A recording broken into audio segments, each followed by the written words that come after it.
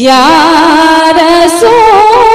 রাসূলুল্লাহ যে আশায় রয়েছি আমি গুনাহগার ইয়া রাসূলুল্লাহ মরণে যেদিকে তাকায় গো নবী আর তো কেহ নাই মরণে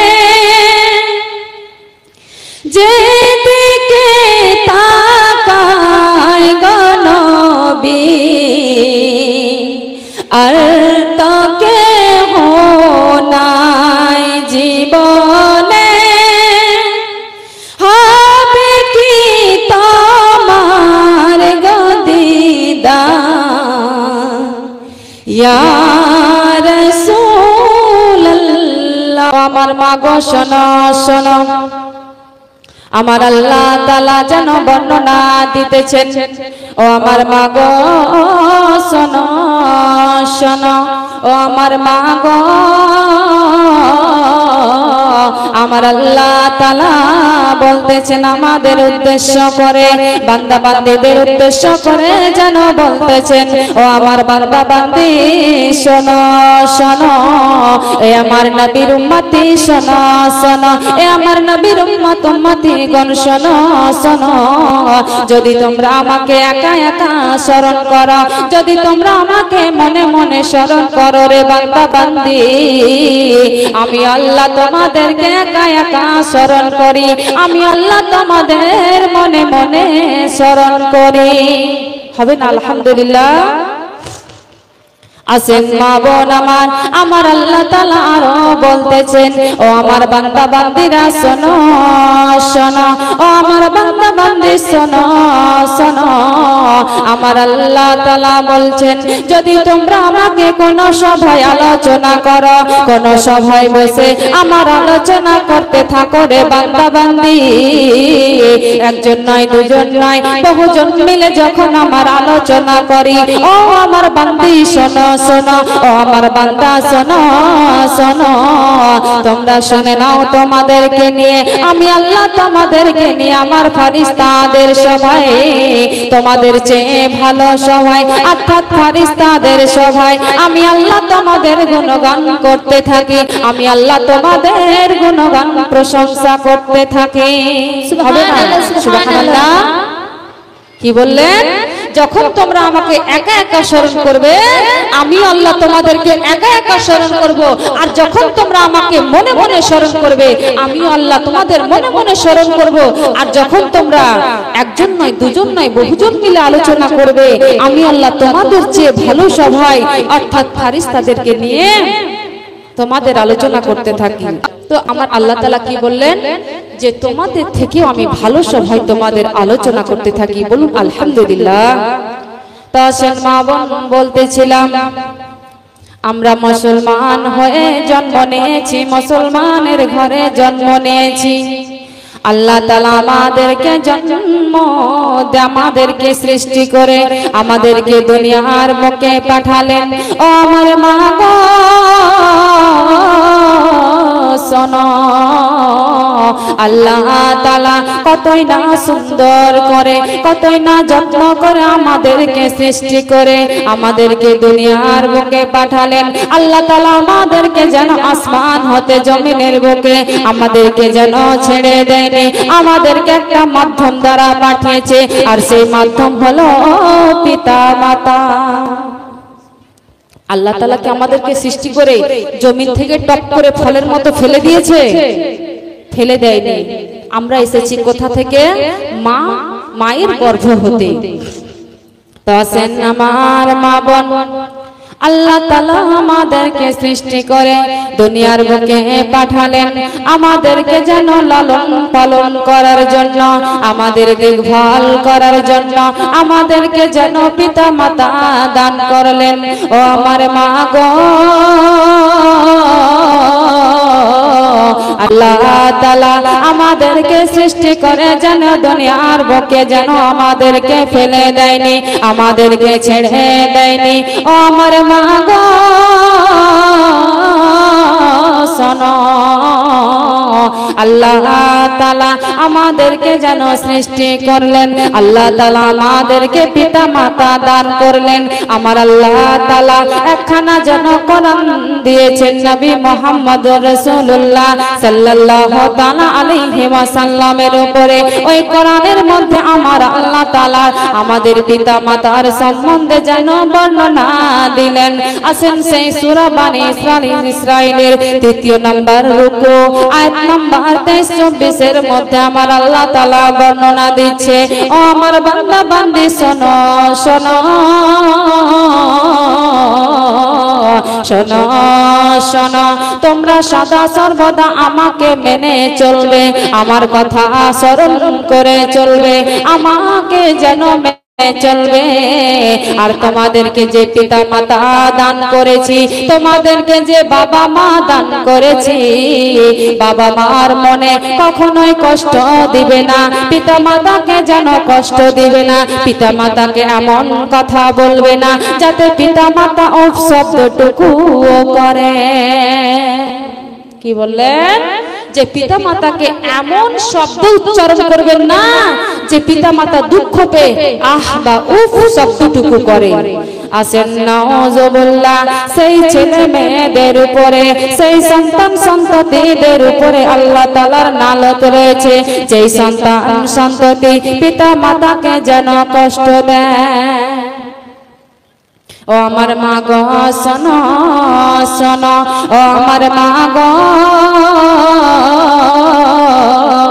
আমার আল্লাহ তাআলা আমাদের কতই না যত্ন করে আমাদেরকে সৃষ্টি করে এই দুনিয়ার বুকে পিতা মাতার মাধ্যমে আমাদেরকে দুনিয়ার মুখ দেখালেন।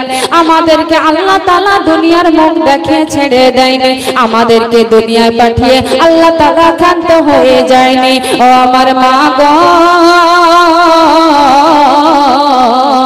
আল্লাহ তাআলা আমাদেরকে সঠিক পথ অবলম্বন করার জন্য, সঠিক পথে চলার জন্য আল্লাহ তাআলা যুগে যুগে যেন নবী রাসূল পাঠিয়েছেন, যুগে যুগে ওলিয়া উলিয়া کرامগণ পাঠিয়েছেন, যুগে যুগে যেন ওলি আল্লাহর ওলি আল্লাহ যেন ওলামাগণ সৃষ্টি করেছেন, আলিমগণ সৃষ্টি করেছেন, আলিমাগণ সৃষ্টি করেছেন।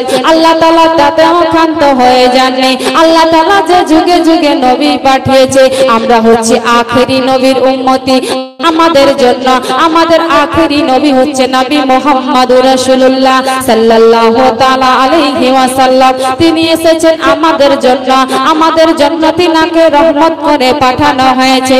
আমার আল্লাহ তাআলা সূরা কোরআনের আয়াতের মধ্যে 107 নং আয়াতের মধ্যে, সূরা আম্বিয়ার 107 নং আয়াতের মধ্যে আমার নবীকে উদ্দেশ্য করে বললেন, ও আমার নবী শোনো শোনো, ও আমার হাবিব শোনো শোনো, ও আমার নবী শোনো,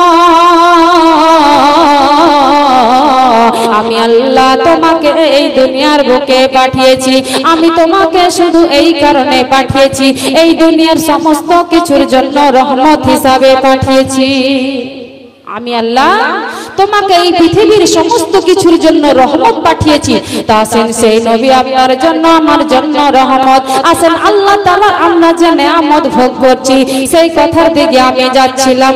আমার বক্তব্য হচ্ছে আল্লাহ তাআলা এত যত্ন করে আমাদের পাঠালেন, আমাদের সঠিক পথে চলার জন্য যুগে যুগে নবী ওলি দান করলেন, যুগে যুগে নবী ওলি দান করলেন। আর আমাদের নবী আখেরি নবী, শুধু নবী পাঠিয়ে তিনি ক্ষান্ত হয়ে যায়নি, শুধু নবী পাঠিয়ে তিনি ক্ষান্ত হয়ে যায়নি।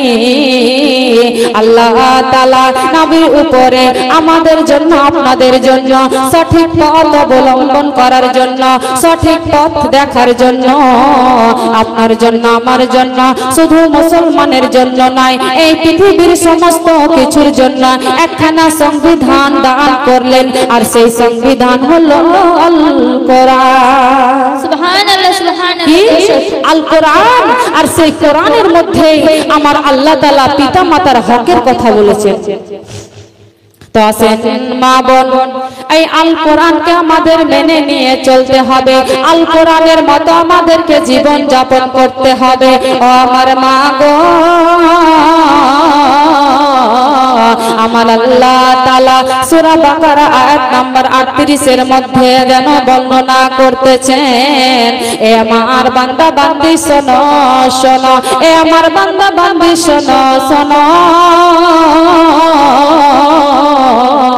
তোমরা যদি কোরআনটাকে মেনে নাও, তোমরা যদি কোরআনটাকে মেনে নাও রে বান্দা বান্দি, তাহলে তোমাদের এই জগতে ভয় হবে না, তোমাদের ওই জগতে ভয় হবে না।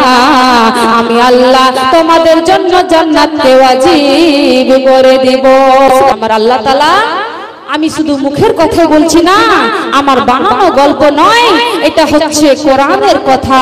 আমার আল্লাহ তাআলা সূরা বাকারা আয়াত নাম্বার 38 এর মধ্যে বলতেছেন যে তোমরা যদি কোরআনটাকে মেনে নিয়ে চলো, তোমাদের এই জগতে ভয় হবে না, সে জগতেও ভয় হবে না, তোমাদের কোনো ভয় নাই, তোমাদের জন্য জান্নাতটা ওয়াজিব হয়ে যাবে। তো মা বোন আছেন, আপনি দুনিয়ার বুকে এসেছেন, মুসলমান হয়ে জন্ম নিয়েছেন, নবী উম্মতি নবী মুহাম্মাদের উম্মতি হয়ে দুনিয়ায় আসলেন।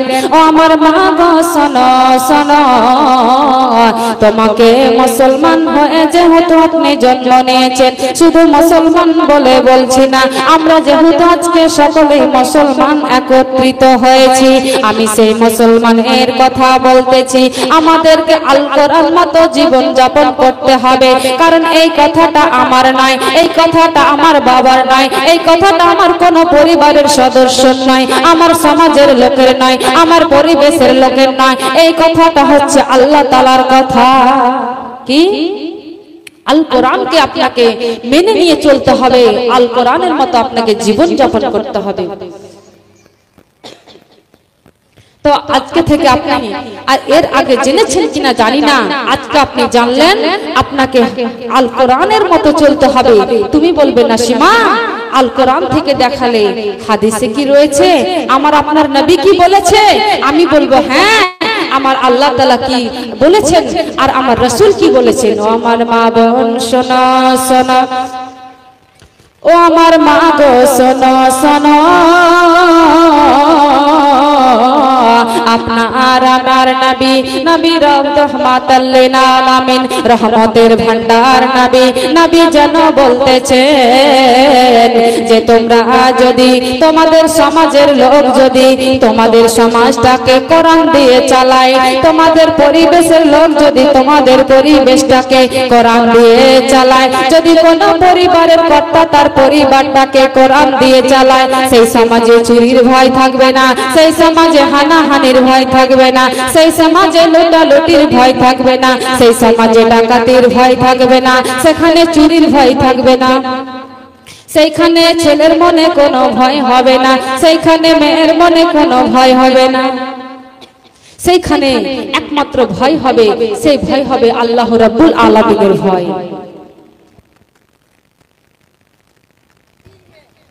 তো কি বললাম, আমার আল্লাহ তাআলা বলছেন সমাজের মধ্যে শুধু একমাত্র ভয় হবে, আর সেই ভয় হবে আল্লাহ রাব্বুল আলামিনের ভয়। তো কি বলছিলাম মা বোন, যে কোরআন মতো আমাদেরকে জীবন যাপন করতে হবে। আসেন আমার মা বোন শুনে যান, ও আমার মা গো শোনো শোনো, শুনেন শুনেন, আপনার আমার নবী, রহমতের ভান্ডার নবী, যখন মেরাজে গিয়েছিলেন, যখন নবী আমার জান্নাত জাহান্নাম দেখে আসলেন, সেই সময়ের ঘটনা শুনে নেন। আমার নবী যখন মেরাজ থেকে ফিরে আসলেন, তিনার সাহাবাদেরকে সামনে রেখে আমার নবী যেন অঝর নয়নে কান্না করে। কেন? এই মেয়েদের জন্য কান্না করছেন আমার নবী, আর বলতেছেন শুনো, ও আমার সাহাবারা শোনো শোনো, ও আমার সাহাবারা শোনো শোনো, আমি যখন মেরাজে গেলাম, আমি যখন জান্নাত জাহান্নাম দেখে আসলাম, আমি সেইখান থেকে যখন ফিরলাম, আমি যেন দেখলাম, আমি যেন জানতে পারলাম পৃথিবীর 100টা মহিলার মধ্যে 99টা মহিলাই জাহান্নামী। নাউযুবিল্লাহ। আমার নবী বলতেছেন যে 99টা মহিলাই জাহান্নামী। নাউযুবিল্লাহ। কেন? শুনে নাও আমার নবী কি বলতেছেন। ও আমার মা গো শোনো শোনো, আপনার আমার নবী বলতেছেন বেশিরভাগ মহিলারাই হচ্ছে জাহান্নামী। কারণটা হলো এই মহিলারা যেন তাদের পাড়া প্রতিবেশীর প্রতি বেশি বেশি গজবের লালন করে, আর আপন স্বামীর বেশি যেন বদনাম করে, আপন স্বামীর নাশুকরি করে। আসেন ও আমার মা গো শোনো শোনো, ও আমার মা গো শোনো শোনো, কোরআনটাকে মেনে নেন, হাদিস মতো আপনার জীবনটাকে চালান। কেননা আপনাদের জন্য, আমাদের জন্য আপনার আমার নবী বলে দিয়েছেন। আমার নবী আজ থেকে প্রায় 1400 বছর পূর্বে বলে গেছেন বেশিরভাগ মহিলারা জাহান্নামী। কেন না এরা আপন পাড়া প্রতিবেশীর বেশি বেশি গজব লালন করে, আর আপন স্বামীর নাশুকরি করে থাকে। ও আমার মা গো, মায়ের গর্ভে জন্ম নিয়েছেন, আপনাকে যেন স্বামীর বাড়িতে দেওয়া হলো, আপনার একটা সংসার হলো, আপনি একজন বিবাহিত মহিলা হলেন, সংসারে হয়ে গেলেন, আপনার নতুন সদস্যর সঙ্গে পরিচয় হলো, আপনার শ্বশুর, আপনার শাশুড়ি, আপনার স্বামী, আপনার ননদ এলো, আপনার যা, আপনার দেওর, ভাসুর, যার যেটা আছে। তো আসেন এদের সঙ্গে কিরকম ব্যবহার করবেন। ও আমার মা গো শোনো শোনো, আমাদের জন্য নবী আমার আগেই বলে গিয়েছেন অধিকাংশ মহিলারা জাহান্নামী। কেন না এরা আপন আমার স্বামীর যেন নাশুকরি করে। ও আমার মা গো শোনো, আপন আপন স্বামীর যেন কখনোই নাশুকরি করবেন না। এই কথা কখনোই বলবেন না যে তোমার বাড়িতে আমি সুখ পেলাম না, শান্তি পেলাম না, তুমি আমাকে সুখে রাখতে পারোনি, তুমি আমাকে শান্তি দিতে পারোনি। আমার মা গো শোনো শোনো, আর একখানা কথা বলে যাই, আপনার যে স্বামীর মা বাবা রয়েছে ওটা আপনার মা বাবা মনে করেন, কারণ আপনারও তো ভাই রয়েছে, আপনারা তো ভাবি রয়েছেন। আপনার শ্বশুর শাশুড়ির সঙ্গে আপনি যেমন ব্যবহার করবেন, আপনার পিতা মাতার সঙ্গেও তেমন ব্যবহার হবে। আমার নবী আমাদের জন্য সারা জীবন কান্না করে গেছেন, বিশেষ করে মেয়েদের জন্য আমার নবী সারা জীবন চেয়ে গেছেন, দোয়া করে গেছেন। সেই নবী রহমতের ভান্ডার নবীর আমাদের জন্য আগে ভবিষ্যৎবাণী অর্থাৎ আগেই বলে গিয়েছেন যে মহিলারা বেশিরভাগ জাহান্নামী। তো আসেন আমি আমার বক্তব্যের দিকে ঢুকে যাব মেইন টপিকে, তবে তার আগে আমি একখানা কথা বলতে বলতে থেমে গেছিলাম। কি? আল্লাহর নামের কথা বলেছিলাম, আল কোরআনের কথা চলছে। আল কোরআন কার বাণী? আল্লাহর বাণী। তো এই আল্লাহর বাণী, আমরা আল্লাহর সৃষ্টি, আল্লাহ তাআলা আমাদের সৃষ্টি করে আমাদের জন্য কত সুন্দর ফুল ফল দান করলেন, আমাদের খাবার জন্য খাবার দান করলেন, তেষ্টার জন্য জল দান করলেন, আমরা সদা সর্বদা নিঃশ্বাস নিতে থাকি, আমাদের জন্য অক্সিজেন দান করলেন। আল্লাহ তাআলা আমাদের কত সুন্দর করে তৈরি করলেন, হাত দান করলেন, পা দান করলেন, দুটি চক্ষু দান করলেন। জিনাদের নাই তিনারা জানেন দুটি চক্ষু না থাকার কি যন্ত্রণা। যেহেতু আমরা এখানে উপস্থিত, আমাদের সকলের দুটি চোখ আছে, একবার আলহামদুলিল্লাহ বলেন দেখি, আলহামদুলিল্লাহ বলেন না। এই সুন্দর ফুল, সুন্দর ফলার, মিঠা নদীর পানি, খোদা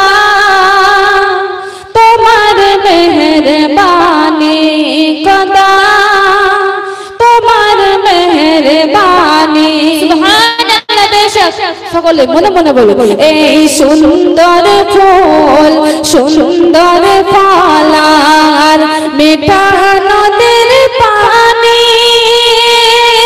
খোদা তোমার মেহেরবানি। এই সুন্দর ফুল সুন্দর পালার মিঠা নদের পানি খোদা তোমার মেহেরবানি খোদা তোমার মেহেরবানি। তুমি কতই দিলে রতন ভাই বেরাদার পুত্র সজন। তুমি কতই দিলে রতন ভাই বেরাদার পুত্র সজন। খোদা পেলে অন্য যুগাও মানে চায় না মানে খোদা তোমার মেহেরবানি খোদা তোমার মেহেরবানি। এই সুন্দর ফুল সুন্দর পালার মিঠা নদের পানি খোদা তোমার মেহেরবানি খোদা তোমার মেহেরবানি। তো সেই আল্লাহ তাআলার আমরা যেহেতু নিয়ামত ভোগ করছি, সে আল্লাহ তাআলা নিয়ামত ভোগ করার জন্য আর এত সুন্দর নিয়ামত আমাদেরকে দান করলেন, আমাদের সারা অঙ্গ দান করলেন একবারে নিখুঁত ভাবে। দুটি চোখ, দুটি হাত, দুটি পা, দুইটি নাক কি দান করলেন? আমাদেরকে একটি নাক দান করেছেন, যেটা আমাদেরকে সুন্দর লাগবে, আমাদের চেহারাটা আকর্ষণীয় হবে, সেইভাবে আমাদেরকে আল্লাহ তাআলা সৃষ্টি করেছেন। তো কি বলতেছিলাম মা বোন, যে স্বামীর সংসার করতে এসেছেন আপনি, পরের বেটি পরের মায়ের ঘরে অর্থাৎ স্বামীর ঘরে এসেছেন। ও আমার মা গো শোনো শোনো, ও আমার মা বোন শোনো শোনো, একসঙ্গে বসবাস করতে গেলে, একসঙ্গে যদি আপনি সংসার করেন, সংসারে হতে পারে ঝামেলা। তার জন্য কখনোই শ্বশুর শাশুড়িকে বড় কথা বলবেন না, স্বামীকে কখনোই কথা শোনাবেন না। ও আমার মা গো শোনো শোনো, আপনাদের কথা কি বলবো। কি বলছিলাম, যে একসঙ্গে বসবাস করতে গেলে যেমন হাড়ি বাসন এক জায়গায় রাখলে ঢকমক আওয়াজ হয়, সেরকমই স্বামীর সংসার করতে গেলে আওয়াজ হবে, ঝামেলা হবে, কিন্তু কখনোই ঝগড়াঝাটি করে দূরে থাকবেন না বা শ্বশুর শাশুড়িকে বড় কথা বলবেন না। কিন্তু আপনাদের কথা কি বলবো, ও আমার মা গো শোনো শোনো, আপনাদের কথা কি বলবো।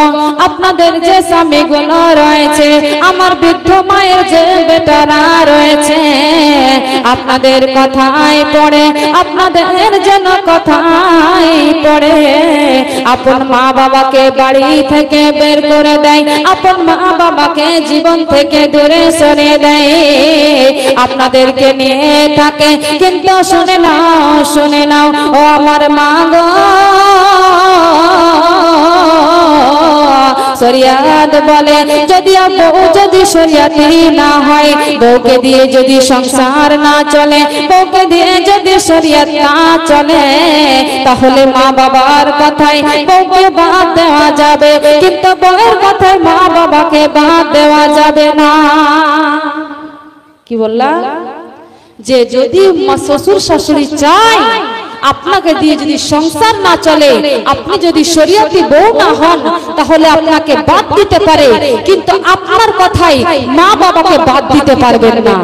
ও আমার মা গো শোনো শোনো, আপনাদের কথা কি বলবো, আপনাদের কথাই পড়ে আপনাদের স্বামীরা নিজের মা বাবাকে বাড়ি থেকে বের করে দেয়। ও আমার মা গো শোনো শোনো, এইরূপ কখনোই করবেন না, নিজেও কখনো বড় কথা বলবেন না, আর কখনোই বড় কথা বলবেন না, আর স্বামীকেও বলতে দিবেন না। কেননা শুনে নাও মা বাবা যেটা দোয়া করে আমার আল্লাহ তাআলা সঙ্গে সঙ্গে কবুল করে নেন। কত কষ্ট করে মা জন্ম দিল। হায় রে মা শোনো শোনো, আপনার আমার স্বামী গুলো কেমন শুনে নাও। ও আমার মা গো শোনো শোনো, আপনার নিজের মা বাবাকে বাড়ি থেকে বের করে দিল, আর বউয়ের যে মা বাবা রয়েছে, আপন যে শ্বশুর শাশুড়ি রয়েছে, তাদেরকে ডেকে নিয়ে যেন মাংস পোলাও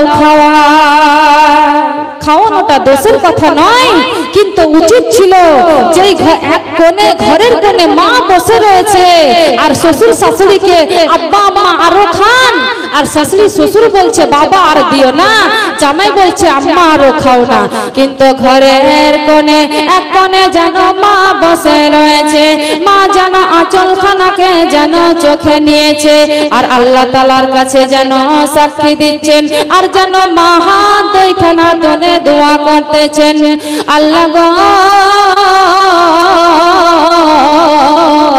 আমার গর্ভে আমার পেটে যখন সন্তান আসলো। মা একটু মন দিয়ে শুনবেন, মায়ের জন্ম দুঃখী মায়ের কি কষ্ট কি জ্বালা। আপনিও মা হয়েছেন, আমিও মা হয়েছি, জানি সন্তান হওয়ার যন্ত্রণা কতটুকু। শুনে যাবেন মা বলুন, ও আমার মা গো শোনো শোনো, আমার একজন জনম দুঃখী মা আল্লাহ তাআলার কাছে যেন ফরিয়াদ করছে, আল্লাহ তাআলাকে যেন সাক্ষী করছে, ঘরের কোণে বসে বসে আঁচল খানা দিয়ে চোখ খানা মোছে, আর আল্লাহ তাআলাকে বলতে থাকে, আল্লাহ গো তুমি যখন আমার পেটে আমার গর্ভে যখন সন্তান দিলে, আল্লাহ গো জানি এই দুনিয়ায় যত মা হয়েছে, যতগুলো মা আমার যেন মা হয়েছে, প্রত্যেকে জানে আমার একজন মেয়ে যখন গর্ভবতী হয় কতদিন খেতে পারে না, কতদিন বসতে পারে না, মা যেন শুতেও জ্বালা বসেও জ্বালা, মা ভালোভাবে ঘুমাতেও পারে না। এইভাবে 9 মাস 10 দিন কেটে যায়। অনেক মা রয়েছে যেমনই খাবার পেটে দেয় সঙ্গে সঙ্গে যেন উল্টি হয়ে যায়, সঙ্গে সঙ্গে যেন বের হয়ে যায়। ও আমার মা গো, আপনি যেমন গর্ভে সন্তান ধারণ করেছেন, আপনার মা যেমন আপনাকে গর্ভে ধারণ করেছিল, আপনার শাশুড়িও তেমন আপনার স্বামীকে ধারণ করেছিল গর্ভে। সেই স্বামীর সংসারে আপনি রয়েছেন, সেই মায়ের সন্তানের কামাই আপনি খাচ্ছেন, ভুলে গেলে চলবে না। যেমন কষ্ট সহ্য করে আপনি আপনার সন্তানকে দুনিয়ার মুখ দেখিয়েছেন, সেই রকমই কষ্ট করে শাশুড়ি যেন আপনার স্বামীকে দুনিয়ার মুখ দেখিয়েছিল। এইভাবে 9 মাস 10 দিন মা আমার যেন আমাদেরকে ধুয়ে নিয়ে বেরিয়েছে।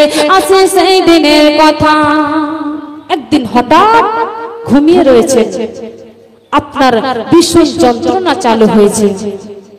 মা, প্রত্যেক মাই জানে, একদিন আপনি ঘুমিয়ে রয়েছেন, নতুবা বসে রয়েছেন, নতুবা দাঁড়িয়ে রয়েছেন, হঠাৎ করে যেন কেমন একখানা যন্ত্রণা আপনার পেটের মধ্যে, আপনার কোমরের মধ্যে যেন আপনার হঠাৎ জ্বালা করতে লাগলো।